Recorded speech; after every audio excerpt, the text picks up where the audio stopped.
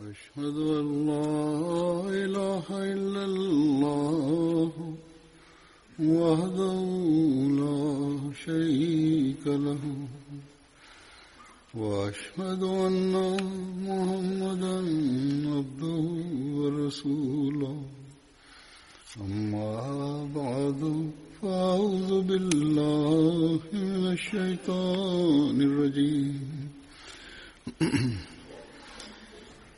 بسم الله الرحمن الرحيم الحمد لله رب العالمين الرحمن الرحيم مالك يوم الدين إياك نعبد وإياك نستعين اهدنا الصراط المستقيم صراط الذين أنعمت عليهم غير المغضوب عليهم ولا الضالين.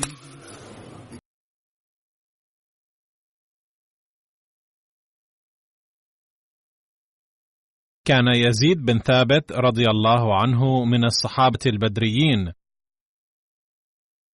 وكان أنصاريا من الخزرج من بني مالك بن النجار.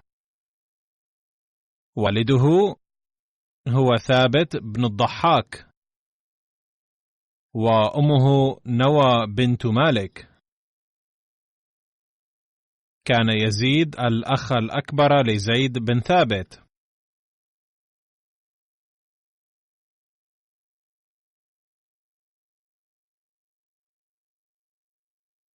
تزوج يزيد ذبية بنت ثابت.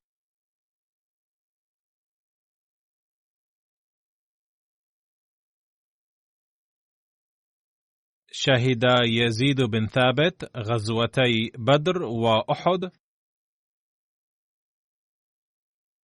واستشهد في حرب اليمامة في خلافة سيدنا أبي بكر رضي الله عنه في العام 12 من الهجرة. وفي رواية أنه أصيب بسهم في وقعة اليمامة وتوفي وهو في طريق العودة. وروى يزيد بن ثابت أنهم كانوا جلوسا مع النبي صلى الله عليه وسلم، فطلعت جنازة، فقام رسول الله صلى الله عليه وسلم وقام من معه، فلم يزالوا قياما حتى نفذت أي مرت. وقد وردت هذه الواقعة في رواية أخرى بالتفصيل كالآتي: عن يزيد بن ثابت أنه كان جالسا مع النبي صلى الله عليه وسلم في أصحابه، فطلعت جنازة، فلما رآها رسول الله صلى الله عليه وسلم وثار أصحابه معه، فلم يزالوا قياما حتى نفذت. قال: والله ما أدري من تأذن بها أو من تضايق المكان، أي لا أدري هل قام النبي صلى الله عليه وسلم بسبب أنه تأذى بالجنازة أو بسبب ضيق المكان، ولا أحسبها إلا يهوديا أو يهودية، وما سألنا عن قيامه صلى الله عليه وسلم. هذه الرواية من مصدر تاريخي، أما الرواية التالية فهي من سنن النسائي، وهي عن يزيد بن ثابت رضي الله عنه أنهم خرجوا مع رسول الله صلى الله عليه وسلم ذات يوم فرأى قبرا جديدا. قال: ما هذا؟ قالوا: هذه فلانة مولاة بني فلان. فعرفها.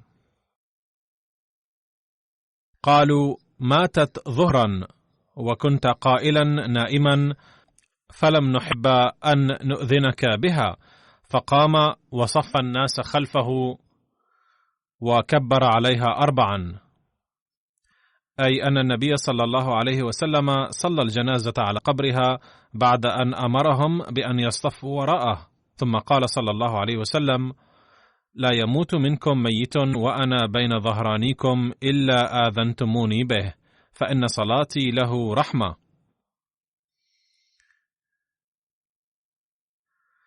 لقد وردت هذه الرواية في مسلم وسنن أبي داود وابن ماجه أيضا.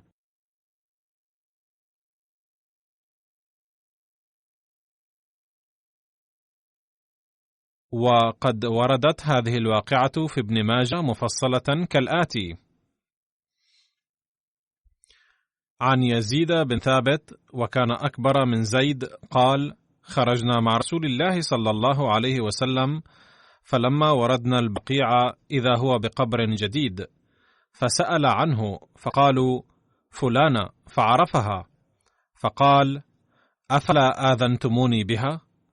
قالوا: كنت قائلا صائما فكرهنا أن نؤذنك، فقال: لا تفعلوا لا أعرفن، أي لا تفعلوا شيئا لا أعرفه، أي لم آمركم قط أن تفعلوا هكذا.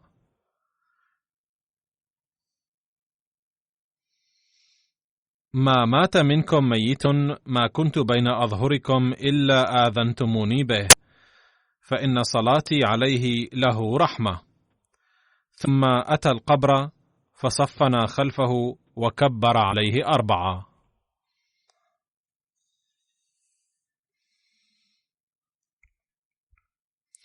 وهناك رواية أخرى في صحيح البخاري عن أبي هريرة أن امرأة سوداء كانت تقم المسجد، ففقدها رسول الله صلى الله عليه وسلم، فسأل عنها بعد أيام، فقيل له إنها ماتت.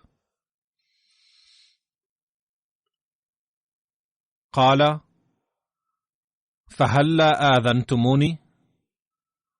دلوني على قبرها. فأتى قبرها فصلى عليها. وكتب شارح لسنن ابن ماجة في إنجاز الحاجة أن هذه كانت امرأة سوداء.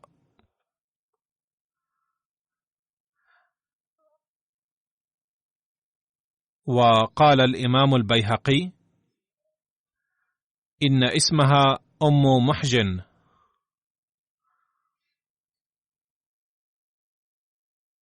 بينما قال ابن مندة: اسمها الخرقاء، وكانت من الصحابيات. من الممكن أن الخرقاء اسمها وأم محجن كنيتها، أي أن كلا الاسمين صحيح. والصحابي التالي ذكره هو معوذ بن عمرو بن الجموح، وهو من الأنصار من الخزرج من بني جشم. والده عمرو بن الجموح، وأمه هند بنت عمرو. حضر معوذ بن عمرو بن الجموح غزوة بدر مع أخويه معاذ وخلاد، كما حضر غزوة أحد أيضا. وعمرو بن الجموح والد معوذ هو الشخص الذي منعه أبناؤه من الخروج لغزوة بدر بسبب عرجه وأذاه في رجله. وقد تحدثت عنه مرة في إحدى خطب الجمعة، وأذكر قصته باختصار هنا أيضا. قال لبنيه عند غزوة أحد: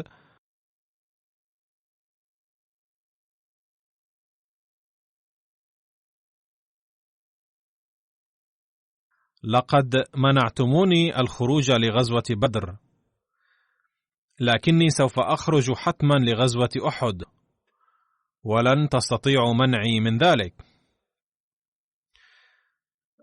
فتوسل له أبناؤه كثيرا وقالوا: إن برجلك عرجا شديدا، وقد وضع الله عنك الجهاد.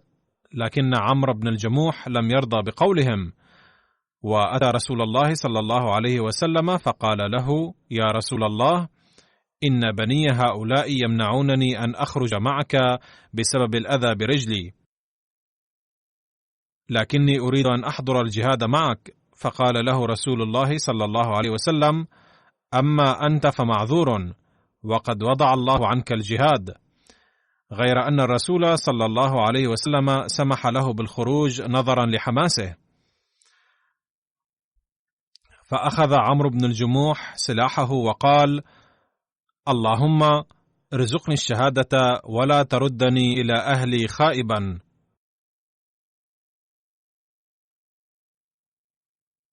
وبالفعل حقق الله أمنيته واستشهد في ساحة القتال في أحد. بعد استشهاده حملته زوجته هند على بعير لها، وعليه أخوها عبد الله بن عمرو أيضا، وقد دفنا في قبر واحد. ولقد قال رسول الله صلى الله عليه وسلم: والذي نفسي بيده لقد رأيت عمرو بن الجموح يطأ في الجنة بعرجته.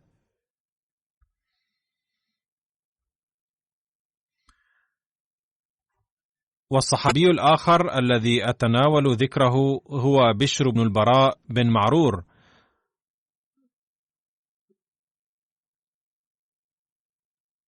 وهو من الأنصار من بني عبيد بن عدي من الخزرج، وقيل أنه كان من بني سلمة. والده البراء بن معرور،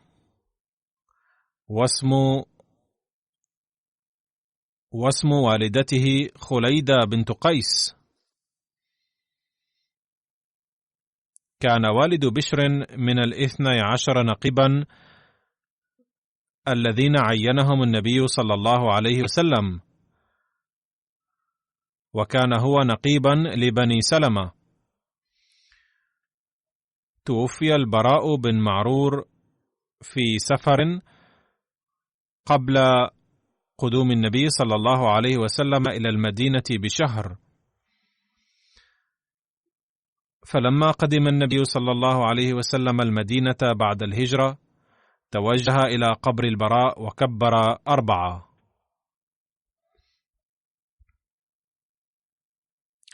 شهد بشر مع والده بيعة العقبة الثانية، وكان من الرماة المهرة من صحابة الرسول صلى الله عليه وسلم. أخى النبي صلى الله عليه وسلم بينه وبين واقد بن عبد الله الذي بعد هجرته من مكة إلى المدينة.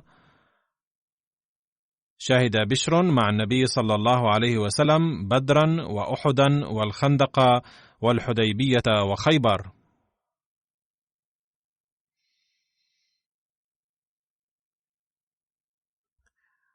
عن عبد الرحمن بن عبد الله قال: قال رسول الله صلى الله عليه وسلم: من سيدكم يا بني نضلة؟ وفي بعض الروايات قال: يا بني سلمة.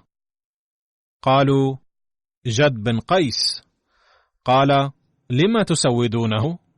فقالوا: إنه أكثرنا مالا، أي إنه رجل ثري وكبير منا، لأجل ذلك جعلناه سيدا لنا. ولكنهم بالإضافة إلى ذلك قالوا: وإن على ذلك لنزنه بالبخل، وهذا ما لا يعجبنا منه. فقال النبي صلى الله عليه وسلم: وأي داء أدوأ من البخل؟ ليس ذا سيدكم. قالوا: فمن سيدنا يا رسول الله؟ قال بشر بن البراء بن معرور، أي لقد قال النبي صلى الله عليه وسلم عن الصحابي الذي نتناول ذكره بأنه سيدكم. وفي رواية قال النبي صلى الله عليه وسلم: سيدكم الجعد الأبيض بشر بن البراء بن معرور. تزوج بشر قبيسة بنت صيفي، وولدت له بنتا اسمها العالية، وأسلمت قبيسة وبايعت رسول الله صلى الله عليه وسلم. عن ابن عباس أن اليهود كانوا يستفتحون على الأوس والخزرج برسول الله صلى الله عليه وسلم قبل مبعثه،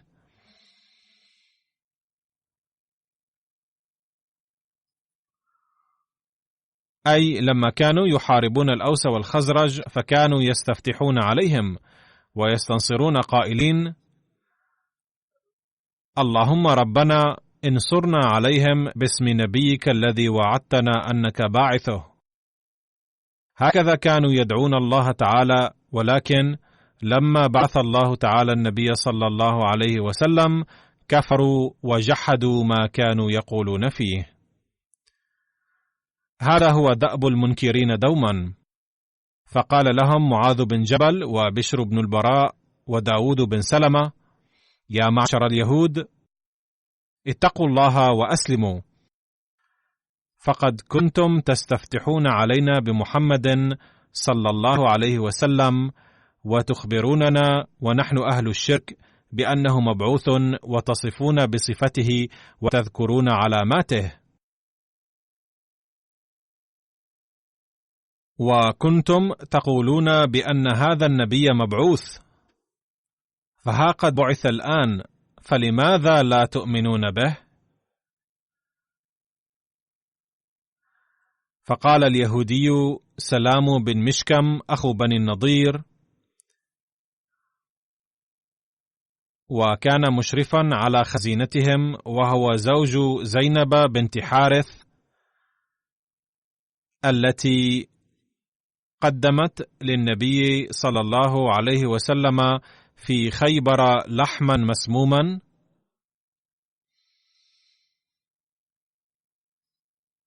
على أي حال لقد أجاب سلام: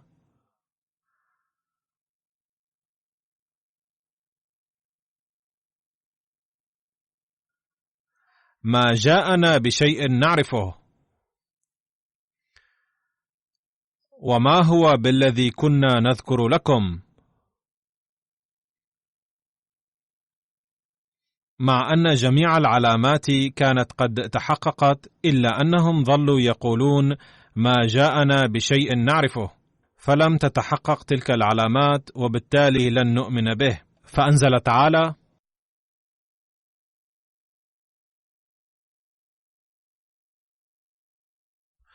يترجم حضرته الآية السابقة إلى اللغة الأردية.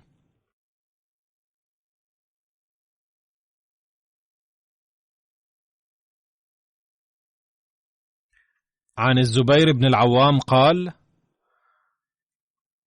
لقد رأيتني مع رسول الله صلى الله عليه وسلم يوم أحد حين اشتد علينا الخوف، فأرسل علينا النوم، فما منا أحد إلا ذقنه في صدره، أي خفضت الرؤوس نحو الصدور من شدة النوم. فوالله إني لأسمع كالحلم قول معتب بن قشير: لو كان لنا من الأمر شيء ما قتلنا هاهنا. كان معتب بن قشير صحابيا من الأنصار، شهد بيعة العقبة وبدرا وأحدا، فحفظتها لما سمعتها هكذا في حالة من النعاس.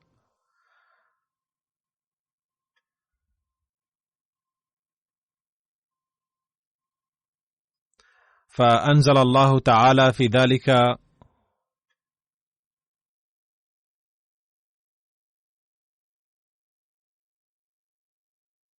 يترجم حضرته الآية السابقة إلى اللغة الأردية.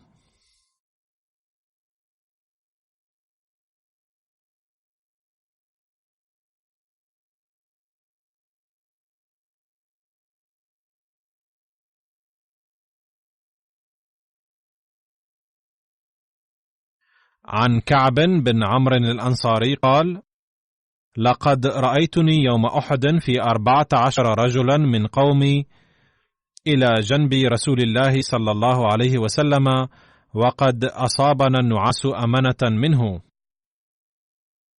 أي كان مريحا جدا. كانت حالة الحرب، وفي هذه الحالة كان النعاس يخيم علينا براحة وسكون،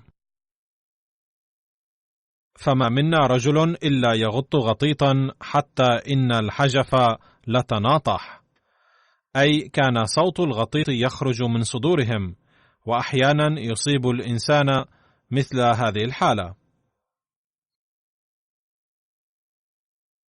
يقول: ولقد رأيت سيف بشر بن البراء بن معرور، أي الصحابي الذي نحن بصدد ذكره، سقط من يده وما يشعر به، وإن المشركين لتحتنا.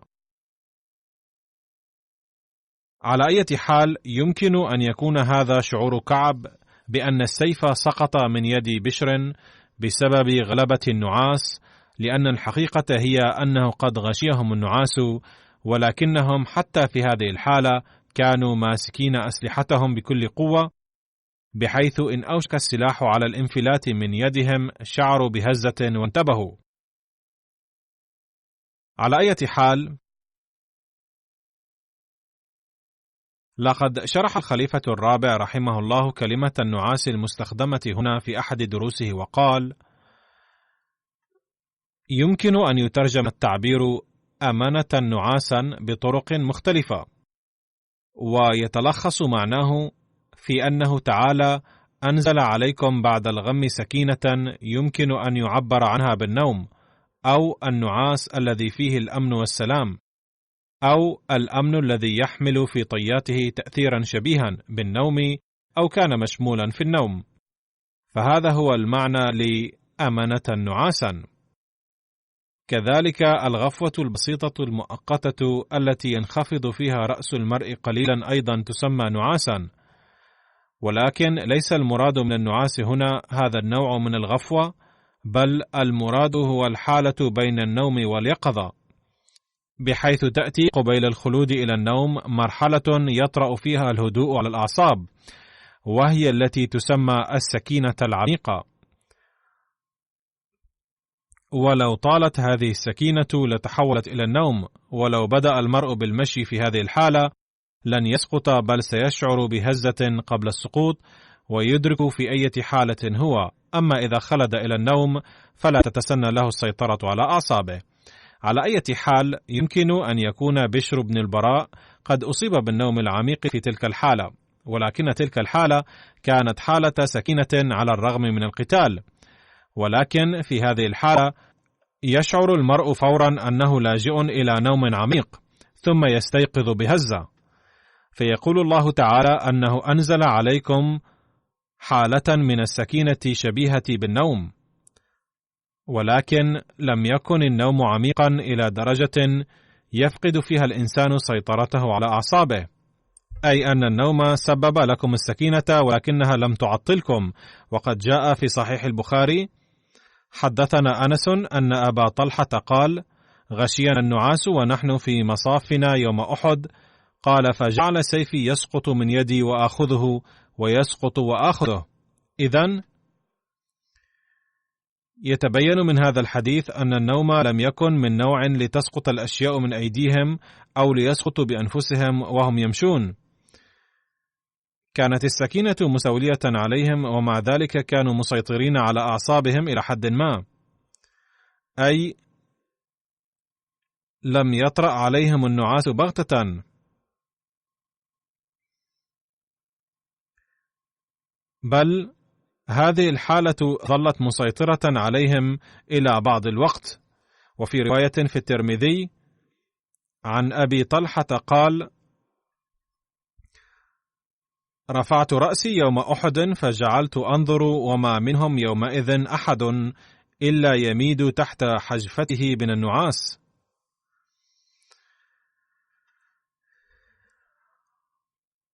أي قد طرأت على الصحابة هذه الحالة بسبب السهر أو التعب، وفي هذه الحالة أنزل الله تعالى عليهم السكينة، فكان المشهد عاما، ولم تكن الحالة شبيهة بالتي تطرأ صدفة على مجاهد واحد متعب. بل يقول الخليفة الرابع رحمه الله بأن جميع المجاهدين الذين كانوا يحاربون مع رسول الله صلى الله عليه وسلم ضد العدو نزل عليهم جميعا شيء من السماء بغتة وغشي تلك الحالة السائدة، إذ كانوا بحاجة شديدة إلى ذلك الشيء، أي السكينة، لإنعاش أعصابهم وتنشيط أنفسهم مجددا، ولم يكن هناك مجال للنوم، ففي الحالة المذكورة من التعب تطرأ على الإنسان هذه الحالة عادة.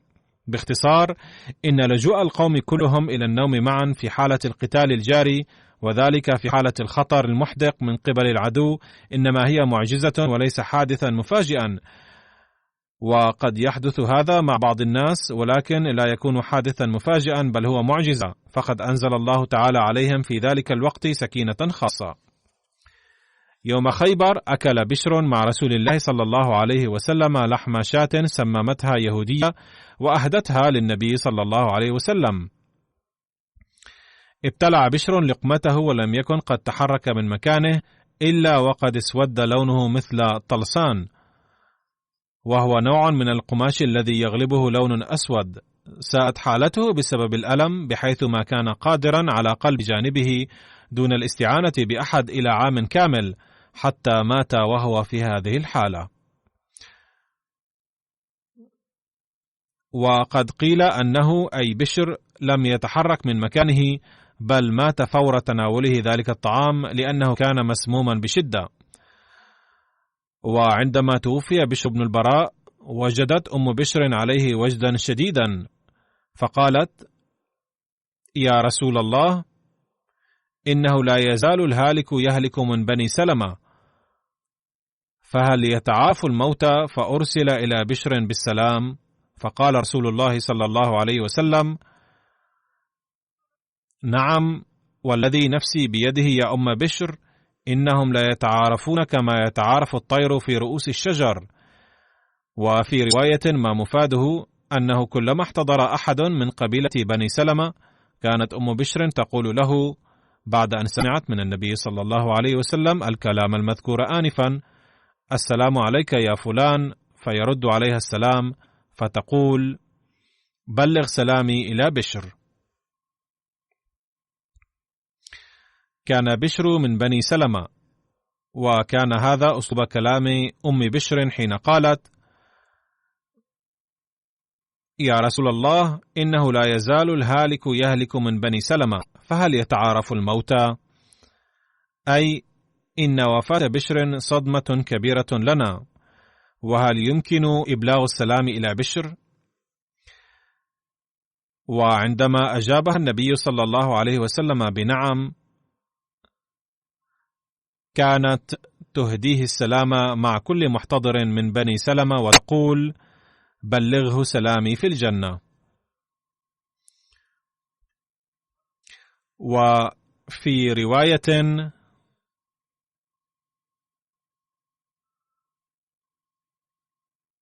كان رسول الله صلى الله عليه وسلم قد قال في مرضه الذي توفي فيه: ودخلت عليه أخت بشر بن البراء بن معرور: يا أم بشر، في هذا الأوان وجدت انقطاع أبهري من الأكلة التي أكلت مع أخيك بخيبر. كتب المصلح الموعود رضي الله عنه في ذكر هذا الحادث مفصلا أن امرأة يهودية سألت الصحابة ماذا يحب النبي صلى الله عليه وسلم من اللحم، فأخبروها أنه صلى الله عليه وسلم يحب الذراع أكثر، فذبحت شاة وصنعت منها الكباب على الحجر ودست فيها السم خاصة في الذراع، لأنها كانت أخبرت أن رسول الله صلى الله عليه وسلم يحبها أكثر.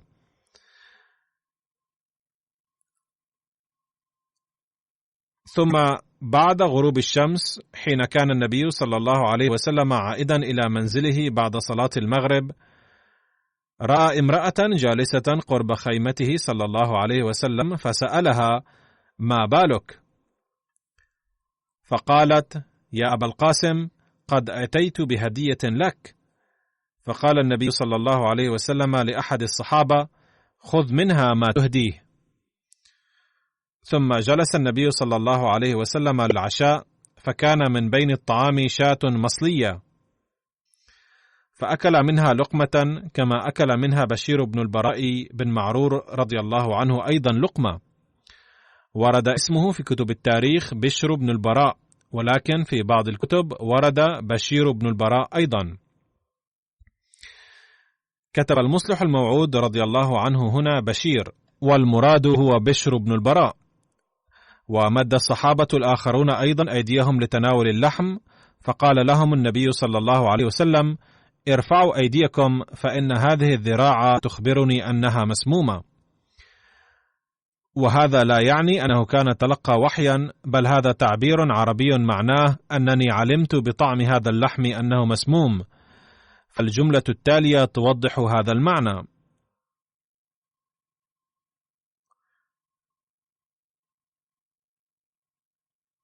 بين المصلح الموعود رضي الله عنه بنفسه تفصيله فقال: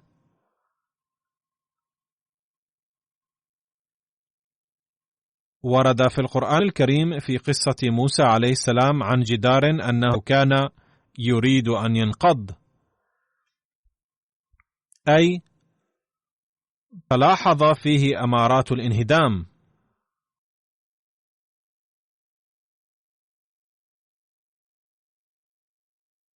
وهنا أيضا استخدم التعبير مثله.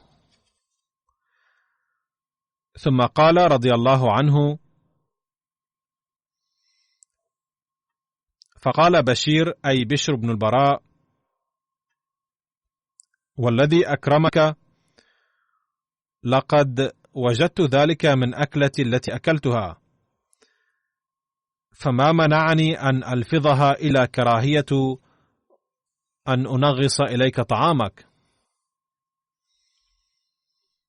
أي لم أكن مرتاحا وشعرت أن فيه شيئا، فلما تسوغت ما في يدك لم أرغب بنفسي عن نفسك، ورجوت ألا تكون ازدرتها. وبعد قليل ساءت حالة بشير، وفي بعض الروايات أنه توفي في خيبر نفسها، وفي بعضها الآخر أنه مرض لفترة ثم مات.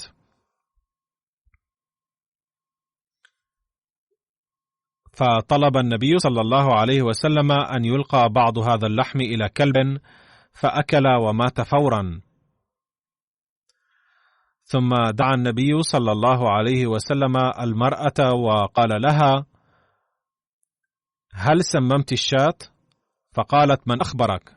فقال: وكانت في يده صلى الله عليه وسلم ذراع الشاة، هذه الذراع أخبرتني. فعلمت المرأة أن الأمر قد انكشف، فأقرت أنها سممته، فسألها النبي صلى الله عليه وسلم: وما حملك على هذا الفعل الشنيع؟ قالت: كنت تقاتل قومي، فقتل بعض أقربائي في هذا القتال، فقلت في نفسي: أطعمه السم، فإن كان نبيا يحميه الله تعالى، وإن كان غير ذلك نجونا منه. فتجاوز عنها النبي صلى الله عليه وسلم ولم يأمر بقتلها، مع أنها كانت تستحق القتل. هذا الحادث يخبرنا أن النبي صلى الله عليه وسلم كان يعفو عمن كان يسعى لقتله ولقتل أحبابه، ولم يكن يعاقب إلا إذا رأى أن حياة هذا الشخص سوف يتسبب في الفتن الكثيرة في المستقبل. وهناك رأي عام ويعترض بعض الأعداء أيضا بأن النبي صلى الله عليه وسلم توفي نتيجة هذا السم، ويقبل بعض أصحاب السيرة أيضا مثل هذه الروايات التي تذكر أن وفاته صلى الله عليه وسلم كانت نتيجة السم، وذلك لكي يعطوا النبي صلى الله عليه وسلم مقام الشهيد. ولكن الحق أن هذا الشيء ليس صحيحا. لقد كتبت وحدة التحقيق في الجماعة أيضا ملحوظة سأقرأها عليكم. ورد فيها أن من المسلم به في كتب التاريخ والسيرة كما في كتب الحديث أن النبي صلى الله عليه وسلم لم يمت بسبب السم، والذي يقول ذلك فهو إما لم يطلع على جميع الروايات أو هو مخطئ. ليكن واضحا أن حادث التسميم حدث في مشهد الخيبر الذي وقع في آخر العام 6 من الهجرة أو آخر العام 7 أو في بداية العام 7 للهجرة، وعاش النبي صلى الله عليه وسلم بعده 4 سنوات تقريبا، وعاش حياة مشغولة وشهد المشاهد كالسابق، ولم تتأثر عباداته وأعماله الأخرى، وبعد 4 سنوات أصيب بالحمى والصداع ثم توفي. فلا يمكن لعاقل القول بأن السم أثر فيه بعد 4 سنوات، والحق أن في صحيح البخاري وفي كتب الحديث الأخرى رواية عدم فهم معناه أدى إلى هذا الاعتقاد بأن النبي صلى الله عليه وسلم توفي بسبب هذا السم، مع أنه اعتقاد باطل. وهذه الرواية لصحيح البخاري كالتالي: قالت عائشة رضي الله عنها: كان النبي صلى الله عليه وسلم يقول في مرضه الذي مات فيه: يا عائشة، ما أزال أجد ألم الطعام الذي أكلت بخيبر، فهذا أوان وجدت انقطاع أبهري من ذلك السم. هذا هو الحديث الذي يستنتج منه بعض المفسرين المسلمين وبعض المحدثين أيضا بأن النبي صلى الله عليه وسلم توفي نتيجة هذا الأذى. ونضع ذلك في البال حين يقدمون تفسيرا أنه صلى الله عليه وسلم يمكن أن يعد شهيدا أيضا، أو يعد شهيدا عند البعض، لكن هذه الرواية لا تدعم ذلك، وإنما تذكر ألما فقط ذكره النبي صلى الله عليه وسلم في تلك المناسبة. وكل واحد يعرف أن الألم المادي أو الجرح يظهر في الخارج في بعض الأحيان في مواقع معينة. إذا خضنا في تفاصيل تناوله صلى الله عليه وسلم اللحم المسموم في خيبر، نجد فيها أيضا أنه صلى الله عليه وسلم كان قد تناول اللحم المسموم ولم يكن قد بلعه، وحتى لو كان قد بلعه فحياته المليئة بالنشاط والحيوية التي عاشها بعد ذلك تثبت أن ذلك الحدث لم يكن سبب الوفاة بحال من الأحوال، غير أن الضرر الذي أصاب معدته وأمعاءه صلى الله عليه وسلم بسبب ذلك السم قد ازداد، وهذا طبيعي ويحدث في مثل هذه الأوضاع. ولما كان حضرته صلى الله عليه وسلم قد وضع ذلك اللحم في فمه فقد انجرح به حلقه، وكان أحيانا يتألم أثناء تناول الطعام، وهذا الحدث موجودا بتفاصيله في الأحاديث، وقد ورد فيها أنه صلى الله عليه وسلم كان قد علم بأن اللحم مسموم، وكان قد نهى الصحابة عن تناوله، ثم طلب المرأة التي قد سممت اللحم فقالت: قد سممنا اللحم إيمانا منك بأنك إذا كنت رسولا صادقا من الله فسوف تنجو، وإلا سنتخلص منك. فالجدير بالملاحظة هنا أن اليهود يعلنون أنه صلى الله عليه وسلم قد نجا، وحين علمت تلك المرأة اندهشت كيف نجا صلى الله عليه وسلم من هذا اللحم المسموم جدا، وقد ورد في بعض الروايات أن تلك المرأة كانت قد أسلمت. فمهما يكن من أمر، إن اليهود يعترفون بأنه صلى الله عليه وسلم لم يمت بسبب ذلك السم، ويعدون نجاته معجزة، لذا ليس من الصواب بتاتا القول إن حضرته كان قد توفي بسبب ذلك السم، والبقية في المستقبل. الآن أود أن أذكر مرحومين سأصلي عليهما جنازة الغائب بعد صلاة الجمعة والعصر.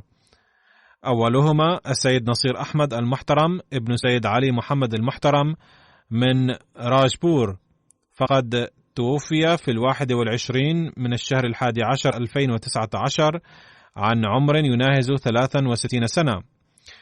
إنا لله وإنا إليه راجعون. كان أول أحمدي في عائلة المرحوم جد والده دين محمد المحترم، الذي كان من سكان قرية ملسان في مديرية زيرة في محافظة فيروزبور، وكان قد بايع مع أخيه إلهي بخش المحترم في عام 1907 عبر المراسلة، ثم بايع على يد سيدنا الخليفة الأول رضي الله عنه بمناسبة الجلسة السنوية في قاديان عام 1908. المرحوم نصير المحترم قد خدم الجماعة بصفته نائب أمير المحافظة ونائب زعيم أنصار الله ورئيس الجماعة في مدينته أيضا. كان يلتزم بالصلوات الخمس، وكان يولي هذا الأمر اهتماما ملحوظا. كان يسكن مع العائلة الكبيرة، وكان يذكر إخوته وأولادهم وبناتهم في الدار بالصلاة في وقتها. عند الفجر كان يتجول في الدار الكبيرة حيث كانت تقيم عائلات إخوته معا. كان يوقظ الجميع لصلاة الفجر، وكان يلقى القرآن الكريم بنفسه ويسأل غيرهم من الأقارب والأولاد هل قرأوه أم لا، وإذا لاحظ التقاعس عن ذلك نصح بتلاوته بانتظام، كما كان يقرأ كتب سيدنا المسيح الموعود عليه السلام بنفسه، وينصح أولاده وأقاربه من الإخوة وأولادهم بقراءتها. كذلك كان يستمع إلى خطبة على MTA بانتظام، ويتأكد هل استمع إليها جميع السكان في هذه الدار أم لا، ولم يكن يفوت أي فرصة لنشر الدعوة رغم المعارضة الشرسة. وعندما كان أهله يحذرونه بسبب الأوضاع كان يقول بأي وجه سأقابل الله تعالى بعد عدم إيصال رسالة مبعوثه إلى الناس. كان المرحوم منخرطا في نظام الوصية، ترك إضافة إلى الزوجة ابنة و3 أبناء.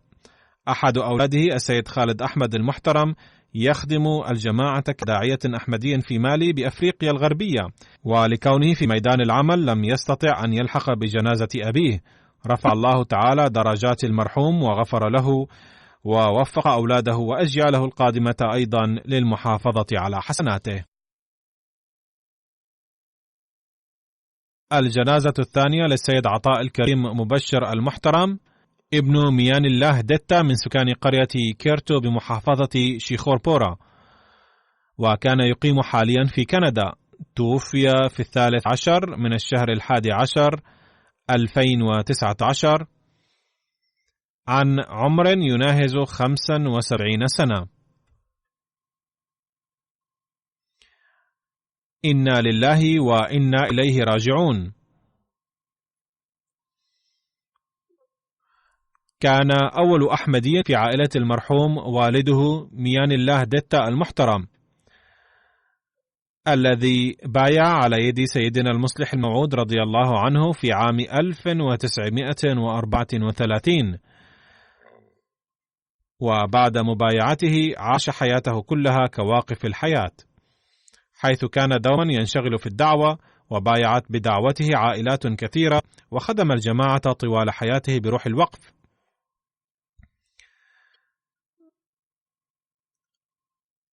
وإضافة إلى ذلك خدم الجماعة بمناصب مختلفة ما دام في لاهور باكستان، وفي 2007 هاجر إلى كندا واستقر هناك، وخدم الجماعة بصفته سكرتيرا للإشاعة في مدينته.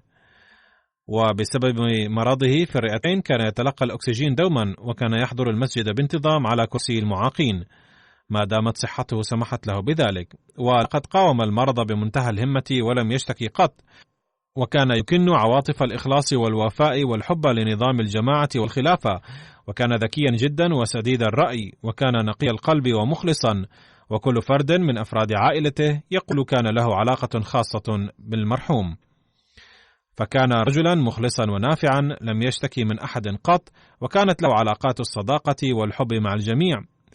كان المرحوم منخرطا في نظام الوصية، ترك إضافة إلى أرملته 2 وابنين. أحد أولاده عطاء المنان طاهر المحترم داعية أحمدي، ويخدم الجماعة بصفته نائب الناظر في مكتب رئيس صدر أنجمن أحمدية في ربوة. وأحد أحفاده جاذب أحمد يدرس في الجامعة الأحمدية في كندا. كان المرحوم الأخ الأكبر للشاعر الأحمدي المعروف عبد الكريم قدسي المحترم، غفر الله له وتغمده بواسع رحمته ورفع درجاته ووفق أولاده وأجياله القادمة أيضا للمحافظة على حسناته، آمين.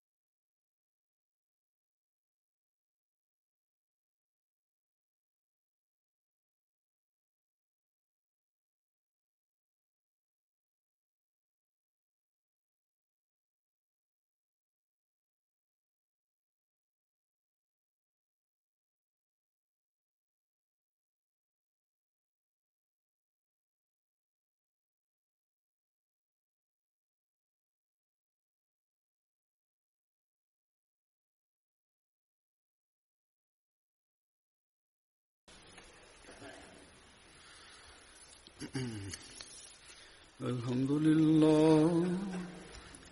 لله نحمده ونستعينه ونستغفره ونؤمن به ونتوكل عليه ونعوذ بالله من شرور أنفسنا ومن سيئات أعمالنا من يهده الله فلا مضل له ومن يضلل فلا هادي له ونشهد أن لا إله إلا الله ونشهد أن محمدا عبده ورسوله عباد الله رحمكم الله إن الله يأمر بالعدل والإحسان وإيتاء ذي القربى